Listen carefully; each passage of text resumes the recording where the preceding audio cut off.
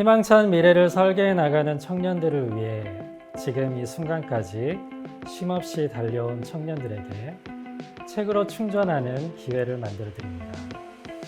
안녕하세요. 문학과 음악을 이야기하는 음유시인 조창규입니다. 여러분은 과학하면 어떤 것이 떠오르시나요? 이해하기 어려운 숫자나 공식들이 떠오르시진 않나요? 오늘은 어렵게만 느껴졌던 과학을 아주 유익하고 흥미롭게 만들어 주실 모든 이의 과학사 강의 저자이신 정인경 교수님을 모시고 이야기 나눠보도록 하겠습니다. 안녕하세요, 교수님. 예, 안녕하세요. 시청자 여러분께 간단한 자기소개 부탁드리겠습니다. 예, 모든 이의 과학사 강의 저자 정인경입니다. 청년의 해에 제 책이 선정되어서 너무너무 기뻐요. 바쁘신 와중에도 청년들을 위해 흔쾌히 출연을 결정하셨다고 들었습니다. 저는 사실 한국 과학사를 연구하는 연구자이고 대중과학사를 쓰는 저자예요. 네. 그러다 보니까 제 책이 이렇게 청년들한테 많이 읽힌다, 그런 기회가 많이 생긴다는 게 제가 너무너무 좋고, 네네. 이런 기회에 꼭 나가가지고 네. 여러분들을 배워야지 하는 마음으로 한달음에 다녀왔습니다. 네. 너무나도 출연해 주셔서 감사합니다. 교수님께서는 청년이셨을 때 독서를 많이 하셨나요? 저는 수학과를 지원을 했어요. 그러니까 보통 보면 문학소녀 이래가지고 네네. 고등학교 때 책 많이 읽는데 저는 이과반이었고 네. 그렇게 책을 많이 읽지는 못했어요. 그러셨군요. 근데 사실 네. 과학책들이 그 당시에는 그렇게 재미있는 과학책들이 없었거든요. 네네. 그래서 저는 이제 문제집 열심히 풀고 제가 그때 못 읽었던 과학책들 네네. 청년들한테 읽히면 좀 쉽고 재미있는 과학책 써야겠다, 이런 생각이 들더라고요. 청년들에게 독서를 추천하시는 이유가 있다면 무엇일까요? 제가 이제 꼭 강연장에서 이 얘기를 하는데 네네. 청년들이 요새 유튜브 이런 거 많이 보잖아요. 네네. 그거는 그냥 틀어놓기만 하고 자기는 아무것도 안 하는 거거든요. 그런데 책이라는 건 자기가 직접 이렇게 읽는 거잖아요. 네, 맞습니다. 근데 특히 이제 과학의 개념 같은 게 굉장히 어려운데 자기가 이제 그 문장들을 읽어나가면서 논리적 추론을 해가지고 개념을 이해하는 네. 그 경험을 갖는 게 너무 중요해요. 그러니까 자기가 직접 문장을 읽어가면서 이 개념이 무엇인가를 파악하는 게 네. 거기서 문해력이라는 게 향상이 되죠. 그래서 학생들이 책 읽는 경험이 굉장히 중요하고 네. 그렇게 과학에 대한 개념을 이해하고 난 다음에 세상을 보게 되면 다른 관점에서 보이게 되죠. 저도 사실 제가 국문과를 전공해서 좀 책을 많이 읽는 편이긴 한데 저는 이제 책을 읽을 때 이렇게 시간을 정해서 읽는 습관을 이제 들였거든요. 교수님만의 어떤 독서 습관이라든가 루틴 이런 게 있을까요? 처음에 사실은 제가 영문 논문 쓰는 사람이 네네. 책을 쓰려고 하니까 너무 힘들었어요. 그래가지고 정말 조금 아주 일정하게 하루에 5시간 잠을 좀 책상에 앉아가지고 네네. 많이 쓴 책도 읽고 그다음에 이제 글 쓰는 시간들을 가지려고 굉장히 애를 썼죠. 네네. 그러니까 정말로 책을 읽고 쓰는 거는 좀 절대적인 시간을 확보해야 되는 것이 네. 정말 필요한 것 같아요. 네. 예. 정인경 교수님께서는 독서 습관에 대해서 일정한 시간을 두고 독서를 읽을 것을 이렇게 추천드리고 있습니다. 그렇다면 교수님만의 인생의 책이 있다면 어떤 책일까요? 제가 지금 내 생의 중력에 맞서라는 네. 과학책 읽는 어떤 책을 썼어요. 근데 그 책도 한 70여 권 들어가 있거든요. 네네네. 그런데 이제 인생의 책이라고 하면은 그 안에서도 올리버 섹스라든지 어슐러 루딘, 제가 좋아하는 네. 그러한 어떤 과학 저술가에 대한 얘기도 많이 썼는데 제가 이 자리에서 추천하고 싶은 책은 그 한국의 전치용 교수의 호흡 공동체라는 책을 추천하고 싶어요. 네. 제가 과학기술학을 연구를 하는데 한국에서의 과학 이렇게 얘기를 하면은 과학이라는 것이 다 만들어져 있는 거라고 생각을 해요. 네네. 근데 사실은 만들어지고 있는 거거든요. 그래서 그 호흡 공동체라는 책에서는 공공의 과학, 현재의 과학, 돌봄의 과학이라는 과학기술이 지향해야 될 목표를 얘기해요. 네네. 근데 특히 공공의 과학이라는 게 그러니까 공익을 위한, 많은 사람들을 위한 과학이 얼마나 필요한가라는 걸 사람들이, 한국 사람들이 잘 생각을 못하고 있는 것 같거든요. 네네. 요즘에 와가지고 공익이 얼마나 중요한가를 알게 되면서 제가 그 호흡 공동체라는 책을 꼭 읽어보셨으면 좋겠다, 이렇게 추천하고 있습니다. 네. 시청자 여러분들께서 정인경 교수님께서 추천하신 책도 한번 여러분들께서 사서 읽어보시면 좋겠습니다. 네, 그럼 본격적으로 교수님께서 쓰신 책 모든 이의 과학사 강의에 대해서 이야기를 나눠보도록 하겠습니다. 이 책이 청년 추천도서 100선에 선정되었습니다. 정말 축하드립니다. 네, 소감이 어떠신가요? 제가 사실은 이 책을 2014년에 쓴 책이고 네네. 지금 거의 이제 한 10년 가까이 가고 있는데 이 한국의 과학사 책을 이렇게 사실은 좀 오래되긴 했음에도 불구하고 학생들에게 널리 아직까지 읽힌다라는 게 정말 기쁩니다. 네. 그럼 모든 이의 과학사 강의에 대해서 간단하게 소개 부탁드리겠습니다. 이 책에 대한 강연을 할 때 학생들이 제일 그 독후감을 받아보잖아요. 네네. 그러면 학생들이 제일 좋았다라고 얘기하는 게 뭐냐면 과학 공부를 왜 하는지 알았다라는 얘기를 해요.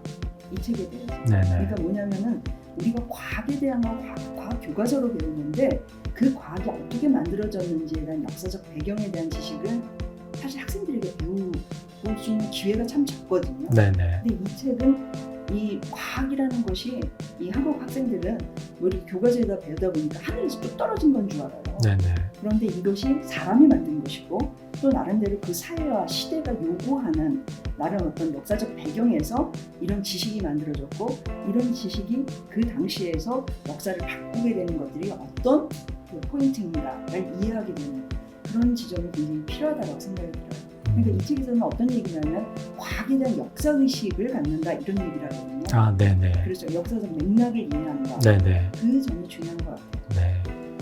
저도 이 책을 읽어봤습니다만 과학뿐만 아니라 역사에 관련된 부분도 이제 많이 담고 있어서 둘 다 제가 흥미롭게 읽을 수 있어서 굉장히 이 책을 청년 여러분들께 추천드리겠습니다.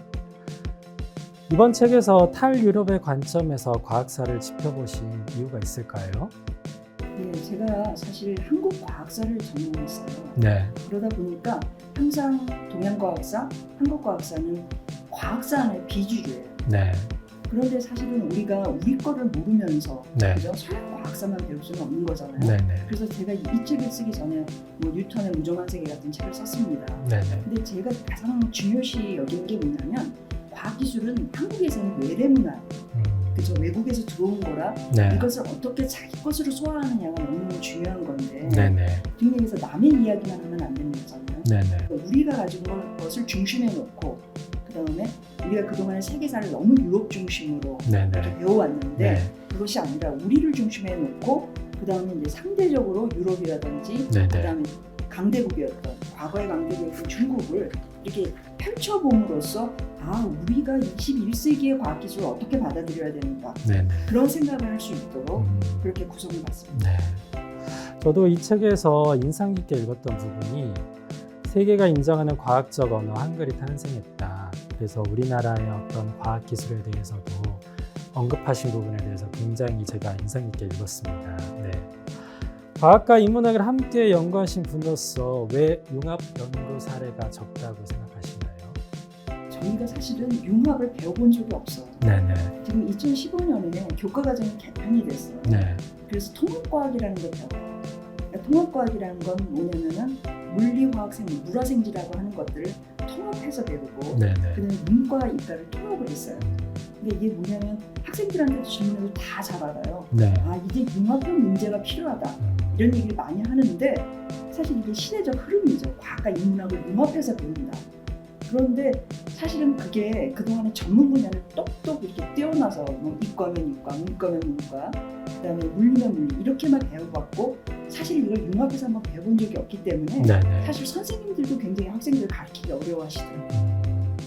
그럼에도 불구하고 융합 연구를 시도하는 이들에게 조언을 한다면 어떤 조언을 하고 싶으신가요? 대학에서도 우리가 이제 새로운 프로젝트로 융합을 해라라고 이렇게 요구를 많이 하거든요. 네네. 그럴 때 다들 이게 해야 된다라는 생각은 다 하고 있는데 막상 하다 보니까 굉장히 귀찮은 거예요. 네네. 그리고 다른 학문에 대해서도 이렇게 배워야 되고 그래서 정말로 열린 마음이 필요하지 않을까 싶어요.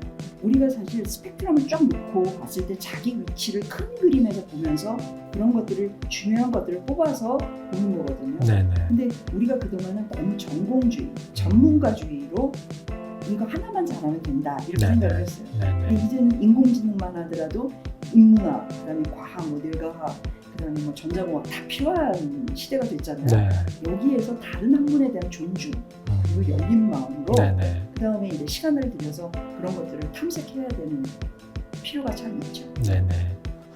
그렇다면 융합 연구를 시도하는 이들에게는 다른 학문에 대한 존중과 이해가 필요하다고 할 수 있겠습니다. 과학을 연구하시면서 희열을 느끼신 순간이 있었나요? 과학은 뭐냐면 자기가 가지고 있는 편견, 네. 고정관념을 확 깨는 순간들이 있어요. 예를 들면 인간은 굉장히 옳게, 그러니까 지금 얘기해서 올바르고 네. 뭐 만물의 영장이고 뭐 이렇게 인간 중심적인 생각을 하게 했죠. 그런데 이제 진화론을 배우게 되면은 네네. 인간은 동물에서 유래한 그저 호모사피엔스가 진화한 존재고 네. 인간의 뇌라는 것도 사실은 합리적인 사고를 하는 줄 알았어요. 네. 되게 이성적이고 그런데 진화하는 과정에서 그냥 우연적으로 만들어진 인간의 뇌거든요. 네네. 그래서 인간의 뇌가 사실 굉장히 편견 덩어리에 불과하다 이런 거를 이제 과학책을 통해서 이제 배우게 되면은 내가 그동안에 굉장히 어떤 그 확증 편향이라든지 아집 속에 살았구나 이런 생각을 하면서 내 생각을 바꾸게 돼요. 네네. 그럴 때 저는 오히려 통쾌하다는 생각이 들어요. 아, 그렇군요. 예. 네네. 최근에 빅 히스토리가 주목을 받고 있는데요. 과학사에서는 빅 히스토리가 어떻게 다뤄지고 있나요? 근데 사실 제가 생각할 때 빅히스토리는 과학사예요. 그러니까 빅히스토리 사실은 저도 많이 이제 강의도 하고 하는데 빅히스토리 책을 다 보면 70%가 과학사예요. 네네. 거의 빅히스토리 과학자라고 볼 수가 있거든요.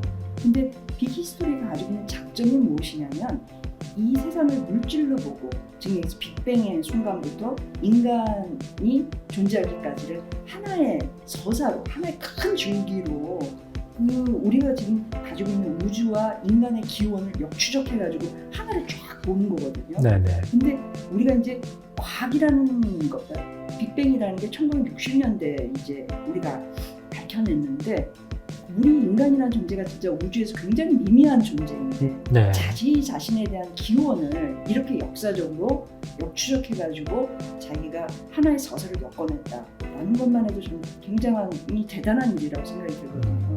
그래서 빅히스토리와 함께 과학사라는 걸 공부함으로써 자기 자신의 존재를 이해하게 된다는 측면이 참 좋은 것 같습니다.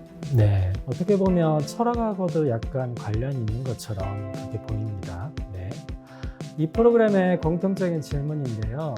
교수님에게 청년이란 어떤 의미일까요? 희망입니다. 희망입니까? 네. 저는 사실은 기후위기에 관련돼가지고 강연을 많이 해요.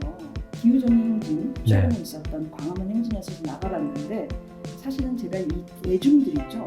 대중 강연에서 대중들의 그 나이, 그러니까 사실은 과학 강연을 하면은 중장년층도 굉장히 호응이 좋거든요. 네네네. 그런데 이 청년들의 강의 현장에 가면은 이 친구들이 그 스펀지처럼 빨아들이는 그리고 미래에 대한 어떤 자기 스스로에 대한 어떤 사명감, 책임감을 느끼는 모습을 보면 바로 청년들이 우리가 가지고 있는 이 세계의 문제를 해결하고 그 다음에 그 자기 스스로가 미래를 밝혀나갈 그런 주역이구나 라는 생각들이 정말 들어요. 그래서 청년은 희망이다 네. 라고 생각합니다. 좋은 말씀 감사합니다. 네. 그렇다면 과학과 관련하여 꿈을 꾸는 청년들에게 한 말씀 부탁드리겠습니다. 제가 9월에 진주에 있는 네. 고등학교 두 학교에 가서 강연을 했어요. 그랬는데 그 중에서 한 학생이 얘기를 하더라고요.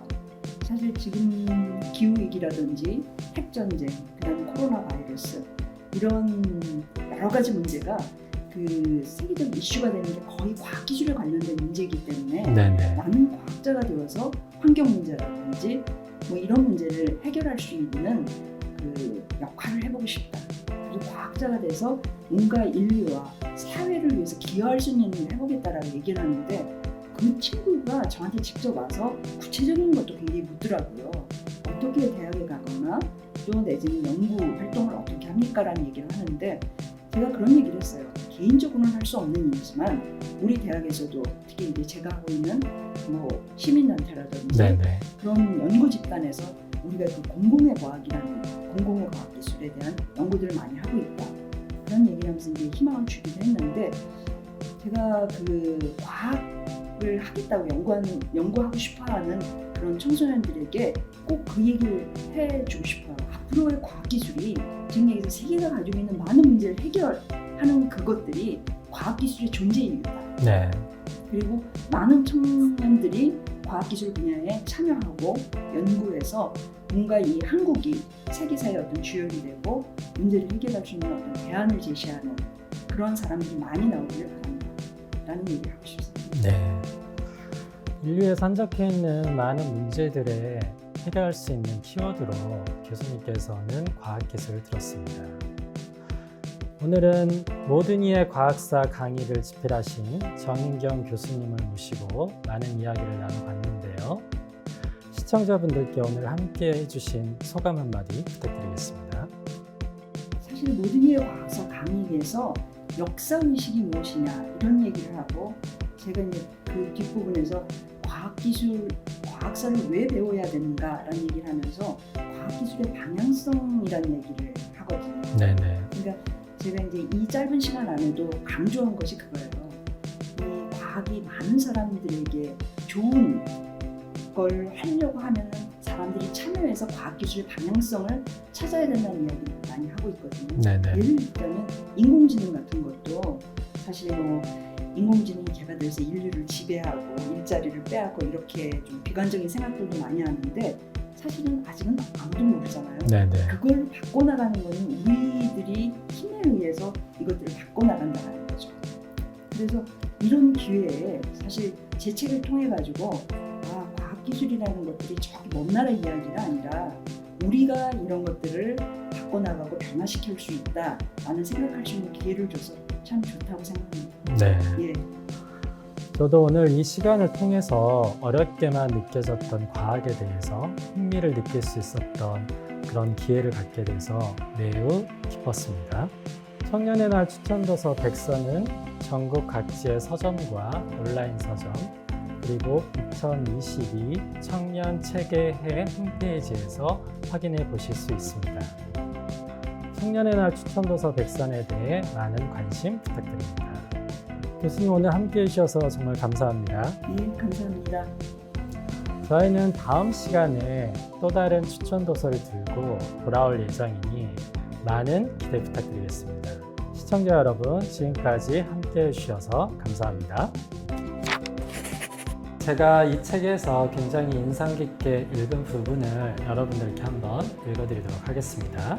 세계 과학사에서 과학과 기술을 소유한 단일한 중심이란 없었다.